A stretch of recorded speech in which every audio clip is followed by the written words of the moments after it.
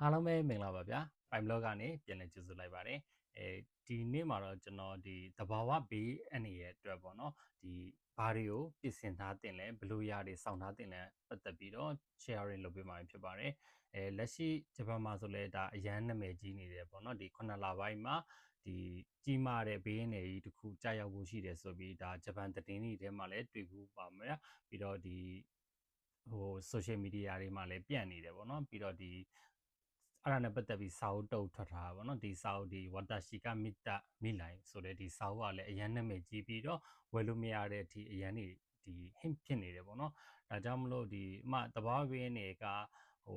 ဘယ်နေ့ပေချိန်မှာဘယ်လိုပုံစံမျိုးကြားရောက်မလဲဆိုတာဘယ်သူမှကြိုမမြင်နိုင်ပါဘူးဒါကြောင့်မလို့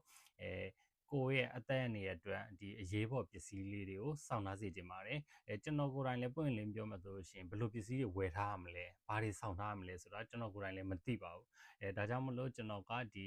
online မှာရောင်းတဲ့ဒီလူတစ်ယောက်စာနှစ်ယောက်စာစသဖြင့်ဒီရွေးပြီးဝယ်လို့ရတယ်ပေါ့နော်တက်အိတ်စာတစ်ဆက်ပါတယ်ပေါ့နော်ဆိုတော့အဲ့ဒါလေးကိုကျွန်တော်ဝယ်ထားတာပဲဖြစ်ပါတယ်အဲ့ဒါကဝယ်ခြင်းနဲ့ဆိုရင်တော့ online ဒီ Amazon လို့စသဖြင့်ဒီ online shopping မှာဖြစ်ဖြစ်ဒီ Hinan လေးခုသို့မဟုတ်ဒီဘိုးဆိုင်လေးခုဆိုပြီးတော့ရှာပြီးဝယ်လို့ရတယ်ပေါ့နော်ဒီအရေးပေါ်အိတ်ဆိုပြီးတော့ဒီနေ့ကျွန်တော်ပြပြီးမှကျွန်တော်မှာထားတဲ့ဒီအိတ်လေးပေါ့ဒါကကျွန်တော်ဒီ Amazon ကမှာထားတာပဲဖြစ်ပါတယ်ဒီအိတ်လေးဝယ်ထားတယ်အခုအားကြောင့်ကျွန်တော်နဲ့အတူတူဒီအိတ်ထဲမှာဘာတွေပါလဲဆိုတာကြည့်လိုက်ရအောင်အခုကျွန်တော်ဒီမှာထားတဲ့ပစ္စည်းဒီတစ်ဆက်စာပေါ့နော်ဒီတစ်ဆက်စာအခုကသူကဘုံလိုက်ရောက်လာပါတယ်ဘုံထဲမှာတော့နှစ်ခုကွဲနေတယ်ပေါ့အိတ်ရဘယ်လိုကွဲနေလဲဆိုတော့ကျွန်တော်ကပထမဒီကြောပိုးအိတ်ထဲမှာဒီအိတ်တဲ့ဟာလေးပေါ့နော်ဒီအိတ်တဲ့ဟာလေးပါအတူတူပါမယ်တင်တာအခုကမဟုတ်ဘဲနဲ့ဒီပစ္စည်းတွေအားလုံးကကြောပိုးအိတ်ထဲမှာတည်တံ့ထားပြီးတော့ဒီအိတ်တဲ့ဟာကသူကအလုံးလိုက်လေကြွကြွကြီးနဲ့ဒီလိုထုတ်လိုက်ပေါ့ဆိုတော့တရားတော့နည်းနည်းကွာကြတယ်ပေါ့နော်ဒီဟာလေးအိတ်တဲ့ဟာဒါတော့ဖြတ်မပြတော့ဘူးပေါ့နော်ဒီဟာဘေးမှာတည်တံ့ပါပါတယ်ပြီးတော့ဒါကြောပိုးအိတ်ပေါ့ကြောပိုးကြီးကတော့ weight တော့တော်တော်ပါတယ်ဗျလေးတယ်ကြောပိုးကြီးက size ကတော့ဒီ size ပေါ့ဆိုတော့ weight ကဆောင်းတော့ကျွန်တော်ချိန်ကြည့်တာတော့ဒီ3 kg အထက်လေးတယ်ပေါ့နော်ဆိုတော့ဒီအိတ်ထဲမှာဘာတွေပါလဲဆိုတာကြည့်လိုက်ရအောင်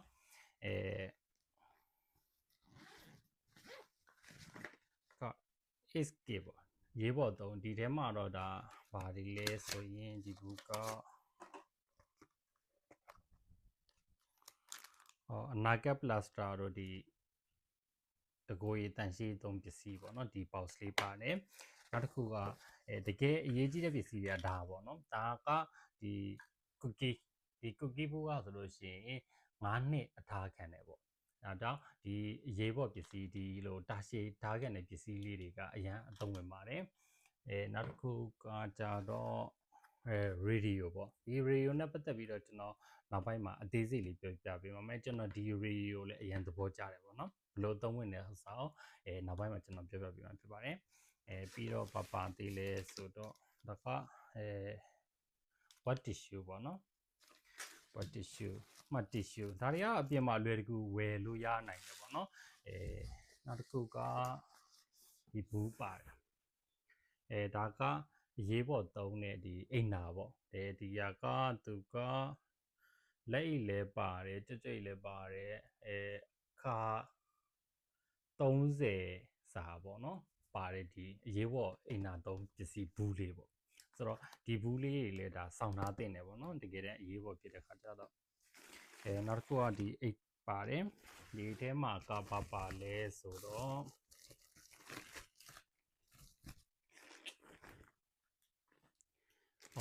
ကျွန်တော်တို့ VC ရဲ့ဘောပင်နောက်ဓာတ်ချောင်းတစ်လေးရဲ့မမ်မူစာအုပ်ပေါ့နော်အဲ့ဒါပြေအောင်မှတစ်ဖက်မှာလက်အိတ်တို့ဒီလူမီနီယံအဖက်လေးရဆိုလို့ရှင်ဒါစုံချောင်းပဲစုံတဲ့ခြုံတဲ့ဆောင်ပဲဖြစ်ပါတယ်အလူမီနီယံအဖက်လေးသူကအနှွေးတဲ့ပေးတယ်လို့တော့ပြောတယ်နောက်တစ်ခုကပါလဲဆိုတော့ဒီလက်ကင်ပါတဲ့ဒီအိတ်လေးပေါ့ဒီလက်ကင်ပါတဲ့အိတ်လေးကတောက်ရည်သုံးရည်ကိုအလွယ်တကူအိတ်နဲ့ထည့်ပြီးတော့လက်နဲ့ဆွဲသွားလို့ရတဲ့ဟာမျိုးပေါ့နော်ဒါလေးတွေပါပါတယ်ပြီးတော့ပါသေးလဲဆိုတော့ ရေနှစ်ပူးပါတယ်ဒီရေကလည်းစောနကျွန်တော်ကူကီလိုပဲပေါ့နော်9နှစ်အထားခံတယ်အဲကြောင့်အရေးပေါ်ပစ္စည်းကိုကတကူရေစာစောင့်ရမယ်ဆိုလို့ရှိရင်တောက်ရည်အရေးကြီးပါတယ်နောက်တစ်ခုကဒီအစားအစာပေါ့တောက်ရှိခံမဲ့အစားအစာအဲ့နှစ်ခုအရေးကြီးတယ်ပြီးတော့စောနနောက်တစ်ခုကအရေးပေါ်သုံးအိမ်ဒါဒီ3ခုကတော့မဖြစ်မနေလိုအပ်တယ်နောက်တစ်ခုကVC ပေါ့နော် VC ကလည်းကျွန်တော်တို့ကတကယ်တမ်းရေးပေါ်ဖြစ်လာပြီဆိုလို့ရှိရင်ခေါ်တဲ့ဟာတက်ဒီအချက်ပေးတဲ့ဟာမျိုးပေါ့နော်မီးပဲဖြစ်ဖြစ်အတန်နဲ့ပဲဖြစ်ဖြစ်အဲ့လိုဟာမျိုးလေးဆောင်းထားတာကအဆင်ပြေပါတယ်ပြီးတော့တခြားအသေးစိတ်ပစ္စည်းလေးတွေလည်းအများကြီးတော့ပါတယ်ပေါ့နော်တခုချင်းစီတော့မပြောတော့ပါဘူးဗီဒီယိုရမ်းကြာသွားမှာဆိုလို့ပါနောက်ဆုံးဆက်တော့ကျွန်တော်ပြောထားတဲ့ဒီ radio ပေါ့နော်ဒီ radio ကိုကျွန်တော်ကဘာလို့သဘောကျလဲဆိုတော့တေးသေးကွေ့နဲ့ဒီအရန်အသုံးဝင်တယ်ပေါ့နော်ဒါကဒီလက်ဟွာဒီလဝါတစ်ဖြန့်စာပဲရှိတယ်ပေါ့နော်ဒါကဘာလို့သဘောကျလဲဆိုတော့solar system နဲ့ပေါ့အဲဆိုတော့ဦးကွာအရေးပေါ့အနေရကြုံလာတဲ့အခါမှာလျှက်စစ်မီးတွေပြတ်တောက်သွားတယ်ဒီအင်တာနက်လိုင်းတွေမရတော့ဘူးမီးလေးမရတော့ဘူးအခါမှာကျွန်တော်ရေဒီယိုကအများကြီးသုံးဝင်ပါတယ်လျှက်စစ်မီးမရတဲ့အတွက်အားသွင်းဖို့လည်းအခက်အခဲဖြစ်တယ်အခါမှာကျတော့ဒီမှာsolar system နဲ့အားသွင်းတာဖြစ်တဲ့အတွက်မီးပျောက်သွားလဲသုံးလို့အဆင်ပြေတယ်ကဲအဲ့လိုမျိုး solar system ဖြစ်ပေမဲ့မိုးတွေရွာတယ်နေမပူအဆင်မပြေပြောင်းဖြစ်တော့လဲဒီကလက်နဲ့ဒီလိုလှည့်ပြီးတော့ဒီဟာလေးကဒီအားသွင်းလို့ရတာပေါ့နော်လက်နဲ့လည်းလှည့်ပြီးအားသွင်းလို့ရတယ်နောက်တစ်ခုကဒီနေရောင်ခြည်နဲ့လည်းအားသွင်းလို့ရတယ်အဲ့ဒါအပြင်မှာ radio တီးသက်မဟုတ်ဘဲနဲ့ဒီဘက်မှာအပေါက်လေးတွေပါတယ်ပေါ့နော်ဒီကနေပြီးတော့ကျွန်တော်တို့ကဖုန်းတွေကိုအားပြန်သွင်းလို့ရတယ် power bank အနေနဲ့လည်းသုံးလို့ရတယ်အဲ့ဒါလေးကတော်တော်အဆင်ပြေတယ်ပေါ့နော်နောက်တစ်ခုကဒါမီးပေါ့ဓမီဖြစ်နေလဲသုံးလို့ရတယ်ဆိုတော့အဲ့ဒါပြုံမှာဓမီကနောက်တစ်ခုကဒါကလိုမျိုးအရေးပေါ်အချက်ပေးတဲ့အတန်လေးပါတယ်အဲဆိုတော့မီးလည်းပါတယ်အရေးပေါ်အချက်ပေးတဲ့အတန်ပါတယ် power bank အနေနဲ့လည်းအသုံးပြုလို့ရတယ် radio ဖြစ်နေလည်းအသုံးပြုလို့ရတယ်ဆိုတော့ဒီ radio လေးကတော်တော်အဆင်ပြေတယ်ပေါ့နော်အဲဆိုတော့ကျွန်တော်ကိုကတကယ်လို့အရေးပေါ်ပစ္စည်းဘာတွေဝယ်ရမလဲသိလို့ရှိရင်တော့ဒီစနကျွန်တော်ပြောတဲ့ဒီအရေးပေါ်သုံးအစားအစာတောက်ရေနောက်တစ်ခုကအရေးပေါ်သုံးအိမ်သာဒီထိုင်ဖို့နေရာထိုင်ခင်းအတွက်အခင်းပေါ့နော်ပေါ့နဲ့ဒီမီးအနေပြတ်တော့သွားတယ်ဖြစ်တဲ့အတွက်ဒီမှာ radio သို့မဟုတ်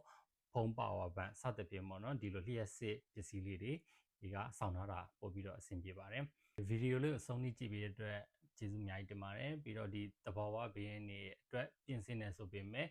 ဒီသဘာဝဘေးရင်းတွေမကြားရောက်ဖို့အတွက်လည်းဆုတောင်းပါတယ်အားလုံးပဲအဆင်ပြေကြပါစေ